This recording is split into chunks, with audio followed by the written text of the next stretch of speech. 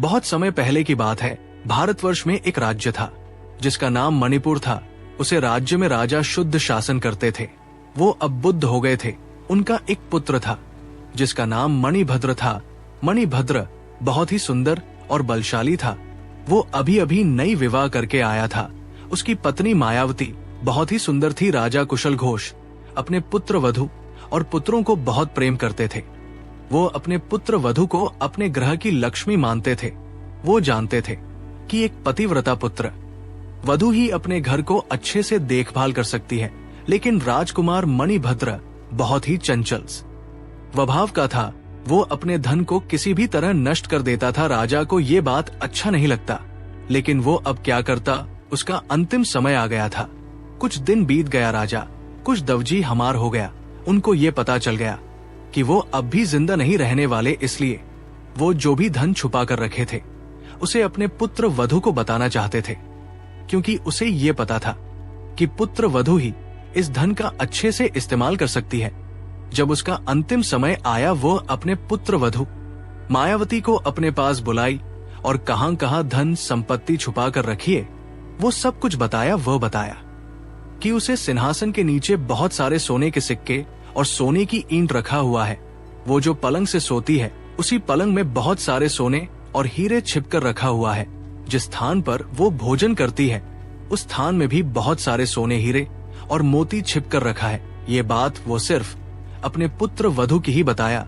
अपने पुत्र को कुछ नहीं बताया और ना ही अपने पत्नी को। अब समय आ गया। वह अपने अंतिम सांस लिया और मृत्यु वर्णन किया। राजा का अंतिम समय में सभी दुख प्रकाश किए। राजमहल में रोने की आवाज जोर जोर से सुनाई दे रहा था।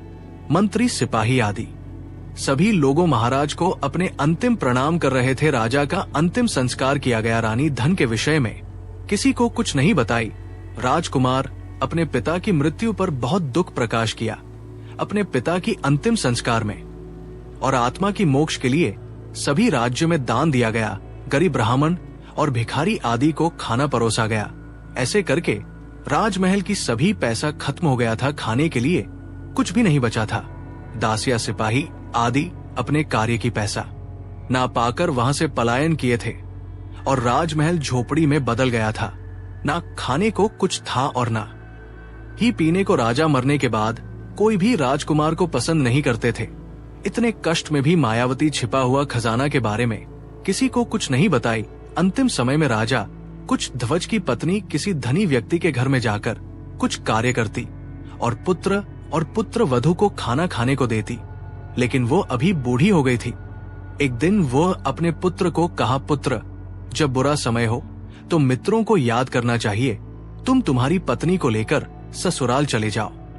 वहां जाकर खाने को कुछ ले आओ। मुझे विश्वास है कि तुम्हारे ससुर जी तुम्हें अवश्य मदद करेंगे। उन्हें अपने बारे में सब कुछ बताओ और अपने पत्नी के साथ वापस आ जाओ। मैं यहाँ तुम्हारे प्रतीक्षा करती हूँ। ये बात राजकुमार को बहुत पसंद आया। वो अपने पत्नी को सब कुछ बताया। उसकी पत्नी ये सुनकर कुछ नहीं बोली, सिर्फ अपने घर का बात सुनकर राजी हो गई। दोनों मायावती के राज्य की ओर निकल पड़े। राजकुमार अब तक कुछ नहीं खाया था। उसे बहुत प्यास और भूख लग रहा था। वो अपनी पत्नी से कहा, प्रिया, तुम अपने पिताजी के घर जाओ और मेरे लिए कुछ खाना लेकर आओ, क्योंकि मुझे अब बहुत ज्यादा भूख लग रहा है। मैं 2 दिन से कुछ नहीं खाया हूं। मैं यहाँ से और एक कदम भी चल नहीं पाऊंगा। ये बात उसकी पत्नी ने सुनी और उससे अनदेखा करके चली गई। वो अपने पिता के पास गई और खुशी में बातें करती रही, लेकिन वह राजकुमार के बाद भूल गई थी। जब किसी के पास कोई धन संपत्ति नहीं होगा तो उसे क्यों कान पसंद करेगा। ये बात राजकुमार के भाग्य में भी था। वो बिना खाना की वहां पड़ रहा। एक दिन में भी वो एक भिखारी की तरह दिखने लगा। उसका बड़ा शाला महल का निर्माण कर रहा था। वो उसे देखा तो उसे एक भिखारी प्रतीत हुआ। वो उसे ये कम करने के लिए बोला, मणिभद्र तो एक राजकुमार था। वह पहले उसे कार्य नहीं किया था, उसे ये सब करना नहीं आता था, इसलिए वो बोला कि मैं ये नहीं कर सकता, मुझे खाने को कुछ दे दो, मैं 2 दिन से कुछ भी खाया हूँ। ये सुनकर सिपाही ने बोला, तुम इतने बड़े युवक हो, देखने में भी ठीक ठाक हो, तुम कुछ काम क्यों नहीं करते, सिर्फ भीख मांगना जानते हो। लोग सही तो कहते हैं, जिसको भीख मांगना आता है वो कठिन कार्य नहीं करता। ये सुनकर राजकुमार दुखी हो गया। इस बात पर सिपाही को गुस्सा आया और वो उसे पीटने लगा। तब राजकुमार को ये समझ में आ गया कि मुझे ये सब करना चाहिए, नहीं तो आज मेरा खैर नहीं। वो उसी कार्य को करने लगा, लेकिन वो भूखा होने के नाते वो सब सही से नहीं कर पा रहा था। तभी सिपाहियों ने उसे जोर से मारा और उसे वहां से निकाल दिया। राजकुमार अब क्या करेगा? वो धीरे धीरे चिपचिपी कर वहां से भागने लगा। वो दौड़ दौड़कर घोड़े रहने वाला स्थान के पास बैठ गया। वो एक भिखारी की तरह लग रहा था। तभी एक घोड़ा को पालने वाला युवक यहाँ पहुंचा। वो बहुत सुंदर था और वो घोड़ा को कुछ चारा खिलाने लगा। तब राजकुमारी मायावती एक सुंदर पात्र में कुछ सुस्वादु खाना लेकर वहां पहुंची। वो पहले राजकुमार मणिभद्र को देखा, लेकिन वो उसे पहचान नहीं पाई। वो उसे एक भिखारी की तरह लगा। वो उसे बाली, अब ये भिखारी यहाँ क्या कर रहा है? ऐसे कहकर वो उसे एक थप्पड़ मारा और उसे घोड़ा को पालने वाला युवक के पास चली गई। राजकुमारी मायावती उसी युवक को प्रेम करती थी। जब उसकी शादी राजकुमार मणिभद्र के साथ हो गया था, तब वो बहुत परेशान थी। इसलिए जब मणिभद्र इसी अवस्था में रहता था, तब भी वो राजा का बता हुआ खजाने के बारे में मायावती किसी को कुछ नहीं बताई। राजकुमारी को देखकर घोड़ा पालने वाला युवक गुस्सा में आ गया और बोला, तुम कल से यहाँ आए हो और आज मुझसे मिलने आए हो। क्या तुम मुझसे प्रेम नहीं करती? मुझसे तुम्हारी प्रेम कमी हो गई है। ये सुनकर राजकुमारी ने बोला, मेरी कोई गलती नहीं है तो आज भी उतना प्यार करती हूँ जैसे पहले करती थी। मैं क्या करूं? मैं जब से पिताजी के घर आई हूँ तब से तुम्हारे पास आने की योजना कर रही थी, लेकिन कोई योजना सफल नहीं हुआ था। आज मैं तुमसे मिलने आई हूँ और उसके साथ एक बहुत बड़ा तोहफा भी लेकर आई हूँ। ये सुनकर घोड़ा पालने वाला बोला, तोहफा? तुम मेरे लिए तोहफा लेकर आई हो? बोलो कैसे तोहफे लाई है? ये सुनकर राजकुमारी ने कहा, तुम चिंता मत करो, मैं मेरे ससुर जी का सब कुछ जानता हूँ। उसका गुप्त धन खजाना कहाँ है ये मुझे पता है, लेकिन मैं किसी को नहीं बताई, सिर्फ तुमसे बताती हूँ। ये कहकर वो जहाँ जहाँ खजाना था उसके बारे में उस घोड़े पालने वाला युवक को बता दी। उसके साथ साथ ये भी बताई कि अब हमें कोई परेशान नहीं है, हम ये खजाना लेकर कहीं दूर चल जाएंगे और वहां खुशी खुशी रहेंगे। ये सुनकर घोड़ा पालने वाला युवक खुशी हो गया और राजकुमारी की लाई हुई भोजन को खाने लगा। तब भिखारी के बेस में राजकुमार मणिभद्र सब कुछ सुनता था। उसे अब पता चल गया था कि पिताजी का छिपा हुआ धन कहाँ है। इसके साथ साथ वो राजकुमारी की असली कारनामा भी जान गया था। वो उसे छोड़ने को निर्णय किया। फिर वो धीरे धीरे करके अपना राज्यों को लौट आया। इतने दिनों के बाद अपने पुत्र को देखकर महारानी बहुत प्रसन्न हुई। वो अपने पुत्र को खाने के लिए कुछ दिया। राजकुमार ने कहा, अब तुम चिंता मत करो, अब सब कुछ सही हो जाएगा। मुझे पता है कि पिताजी का गुप्त खजाना कहाँ है। ये सुनकर रानी ने कहा, क्या तुम्हें ये सब पता है? लेकिन तुम पहले से क्यों नहीं बोले? राजकुमार ने कहा, ये समय ये बात करने का नहीं है। अब हमें खजाना ढूंढकर उसे हमारा ये गरीबी छुपाना है। ये कहकर वो खजाना निकला और उसे बेचकर फिर से धनी हो गया। उसे से फिर से राजकुमार होते देखकर सभी खुश हो गए। फिर से सभी सेवक नौकर, दास दसियों, मंत्री, सिपाही आ गए और राजकुमार को राजा बना दिया गया। राजकुमार खुशी से माता की सेवा करने लगे। कुछ दिन बीत गया, लेकिन बड़ी रानी मायावती को राजा मणिभद्र लाए नहीं। वह अपने पिता के घर में अभी भी रहती थी। एक दिन वो भेष बदलकर सच्ची जीवन साथी का संधान में गया। वह दर्जी को वाला, तुम मेरे लिए एक ऐसी कपड़े बना दो जो कि देखने में एक भिखारी की तरह लगे। दर जी ने ऐसा कपड़ा राजा मणिभद्र के लिए बनाया और उसे दे दिया। दर्जी को धन संपत्ति दे दिया गया। राजा उसे कपड़ा ले लिया और उसने पहनकर सभी राज्य भ्रमण करने लगा। उसे जो भी देखता था उसे गरीब भिखारी समझकर दूर हो जाता था।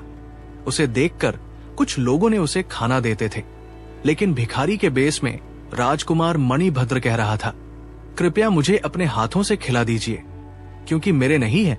ये सुनकर सभी लोग उसे दूर हो जाते थे, क्योंकि ये एक भिखारी है, एक गरीब है, देखने में बहुत क्रूप है, इसलिए उसे खाना खिलाने के लिए कोई भी चाहता नहीं था। वो चलते चलते एक गरीब ब्राह्मण के घर चला गया। उस ब्राह्मण बहुत ही धार्मिक व्यक्ति था। वो राजकुमार को खाना दिया। जब राजकुमार ने कहा कि मेरे दोनों हाथ नहीं है, आप मुझे खाना खिला दीजिए। ब्राह्मण ने राजी हो गया और उसे अपने हाथों से खाना खिलाया। ये बात ब्राह्मण का पत्नी और बेटा देख रहे थे। उन्हें ये सब पसंद नहीं था, लेकिन वो क्या करते, ये बात उसे राज्य की राजकुमारी के कानों में पड़ी। वो आश्चर्य हो गई कि एक ब्राह्मण कैसे एक भिखारी को अपने हाथों से खाना खिलाया। शायद हो ब्राह्मण उसे पहचाना कि वो एक बहुत बड़े इंसान हो। शायद वो भिखारी कोई साधारण इंसान नहीं है, वो शायद कोई भगवान का दूत है। इसलिए एक बड़ी ब्राह्मण उसे खाना खिलाया। राजकुमारी ने ये सोचकर अपने सिपाहियों को आदेश दिया कि जाओ और उसे भिखारी को राजमहल में पेश करो। सिपाहियों ने ये सुनकर उस भिखारी को राजमहल में पेश किए। तब राजकुमारी उसकी दासिया के साथ स्नान करने गई थी। जब राजकुमारी वहां आई तो उसने रास्ते में उस गरीब राजकुमार को देखा। वो रास्ते में पड़ा था। राजकुमारी भिखारी को बोली, तुम अब वहां से हट जाओ, मैं राजम जाऊंगी। ये सुनकर भिखारी ने कहा, आप स्वयं मुझे रास्ते से दूर कर दो, क्योंकि मैं आप चल नहीं पा रहा हूँ। ये सुनकर सभी राशियों ने वहां से दूर हो गए, क्योंकि वह एक भिखारी था और उसका शरीर से दुर्गंध आ रहा था। राजकुमारी ने कहा, ठीक है, मैं अब तुम्हें दूर कर देती हूँ। जब राजकुमारी ने राजकुमार को रास्ते से दूर ले जा रही थी, तब दासम पलायम ये सुनकर क्रोधित हो गई। तुम्हारी साहस कैसे हुई कि एक भिखारी को अपने हाथों से छुए? क्या वो भिखारी तुम्हारी पति होगी? ये सुनकर राजकुमारी ने कहा, मुझे ये पता नहीं कि वो कौन है, लेकिन तुमने मुझे उसकी पत्नी समझ ली, इसलिए अब से वो मेरा पति है। मैं विवाह करूंगी तो उसे ही विवाह करूंगी। ये सुनकर रानी चक गई, उसके साथ साथ राजा आश्चर्य हो गए। तुम्हारी ये क्या जिद है? तुम एक राजकुमारी हो, तुम्हारे लिए बहुत सारे राजकुमार तैयार हैं, लेकिन तुम अपने पति इस गरीब भिखारी को चुनती हो। राजकुमारी बहुत जिद करती थी, इसलिए राजा को ये निर्णय लेना पड़ा कि राजकुमारी का विवाह इस गरीब भिखारी के साथ कर दिया जाए।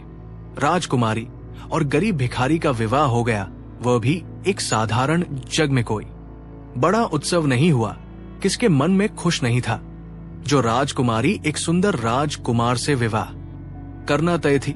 अब वो राजकुमारी एक गरीब भिखारी से विवाह कर रही थी। अब क्या किया जाए? राजा उन दोनों के लिए एक महल निर्माण किया। वो माहौल राज महल से थोड़ा दूर था, देखने में बहुत सुंदर था। उस महल में राजकुमारी और राजकुमार रहने लगे। उसे महल में एक सिपाही पहरा देने के लिए था। उसने एक दिन देखा कि उसे भिखारी के स्थान में एक सुंदर राजकुमार राजकुमारी के साथ बातें कर रहा है। ये सुनकर सिपाही आश्चर्य हो गया, ऐसा कैसे हो सकता है? वो दौड़कर महाराज को ये सब बताया, लेकिन ये सुनकर राजा बहुत क्रोधित हो गए। वो सिपाही से बोले, क्या तुम मुझसे मजाक करने आए हो? क्या तुम्हें ज्ञान नहीं है कि वह एक राजकुमार नहीं, एक भिखारी है? वो सैनिक से कहा कि सिपाहियों को यहाँ से ले जाओ। सिपाही को लेकर सैनिक चले गए। अगले दिन वो सिपाही फिर से ये देखकर राजा के पास चला गया। राजा ये सुनकर सोचा, ये सिपाही मुझे एक ही बात क्यों बोल रहा है? शायद इसमें कुछ गड़बड़ है, मुझे जाकर देखना चाहिए। ये सोचकर वो सिपाही को बोला, क्या तुम सच बोल रहे हो? अगर सच है तो मुझे दिखाओ। सिपाही ये सुनकर राजा को साथ लेकर महल की तरफ चला गया। राजा भिखारी की जगह एक सुंदर राजकुमार को देखकर प्रसन्न हो गए। उसे ये सब पता चल गया कि राजकुमार मणिभद्र एक सुंदर और श्रेष्ठ जीवन साथी ढूंढने के लिए ये सब कर रहे थे। वो फिर से राजकुमार मणिभद्र और राजकुमारी की विवाह कर दिया। राज्य में अब खुशियां छा गई थी, सभी ने खाना खा रहे थे। कुछ दिन बीत गया। राजकुमार मणिभद्र अपने राज्यों को जाने के लिए राजा को निवेदन किया। राजा ने खुश हो गए और अपने पुत्री और जामाता को खुशी खुशी विदाई दिए। राजकुमार मणिभद्र अपने नए रानी को लेकर राजमहल में प्रवेश किया। अपने नए पुत्र वधु को देखकर महारानी बहुत प्रसन्न हुई और खुशी रहने लगी। एक दिन राजमाता अपने पुत्रों से कहा, पुत्र तुम बड़ी रानी पद्मावती को यहाँ क्यों नहीं लाए हो? वो अपने पिताजी के घर में और कितने दिन रहेगी, तुम जाओ और उसे लेकर आओ। ये बात सुनकर राजकुमार मणिभद्र कुछ नहीं कहा, लेकिन अपने माता जी की बात मानकर रानी मायावती को अपने महल में वापस ले आया। एक रात चांदनी रात थी। छत के ऊपर बहुत ठंडी हवा आ रही थी। रानी मायावती ने कहा, चलो छत पर सोते हैं। राजकुमार अपने दोनों रानियां को साथ लेकर छत पर चला गया। छोटी रानी ने राजकुमार मणिभद्र को कहा, ये बहुत सुंदर स्थान है, आज मुझे कुछ कहानी सुनाओ। राजकुमार मणिभद्र ने कहा, कैसा कहानी जो सच है ये बताओ, या फिर जो झूठ है वो बताओ। छोटी रानी ने कहा, मुझे सच्ची बात बताओ। राजा ने कहा, एक रानी थी और एक राजा अपनी। रानी को बहुत प्यार करता था, लेकिन रानी अपने राजा को धोखा दे दी, वो भी एक घोड़ा पालने वाला युवक के लिए। राजकुमार तो कोई कहानी नहीं बताया था, वो अपने जीवन की कहानी बता रहा था। ये मायावती को समझ में आ गई, उसे अब लज्जा आने लगी। वो अब क्या करेगी? बेचारी रानी मायावती अब किसी को मुंह दिखाने का लायक नहीं बची। वो उन छत से कूदकर मर गई। अब राजा मणिभद्र और राजकुमारी खुशी खुशी रहने लगी। दोस्तों, आपको ये कहानी कैसे लगी कमेंट करके जरूर बताइए। वीडियो अच्छी लगी है तो लाइक और शेयर करें। ऐसे नई कहानी के लिए चैनल को सब्सक्राइब जरूर करें। आपको किसी तरह कहानी पसंद है हमें जरूर बताइए, ताकि हम उसी तरह की वीडियो लेकर आएंगे। यदि आप हमारे पिछले कहानियां अब तक नहीं देखा है तो उसे भी एक बार जरूर देखें। आपका ध्यान रखें, क्योंकि जल्द मिलेंगे एक नई कहानी के साथ। तब तक के लिए जय सीताराम।